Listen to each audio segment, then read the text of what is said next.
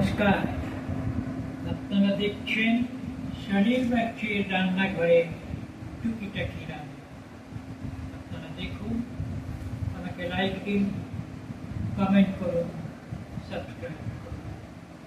প্রথমেই দেখাচ্ছি বাঙালির প্রধান খাদ্য সাদা ভাত। এরপর দেখুন ধনেপাতা দেয়া ডাল। তারপরে দেখুন অত্যন্ত সুস্বাদু একটি তরকারি, পোস্ত, ভেন্ডি, আলু, ধনেপাতা, টমেটো দিয়ে একেবারে মাখা মাখা তরকারি। আর একটি সামান্য জিনিস, সর্ষে মাছ।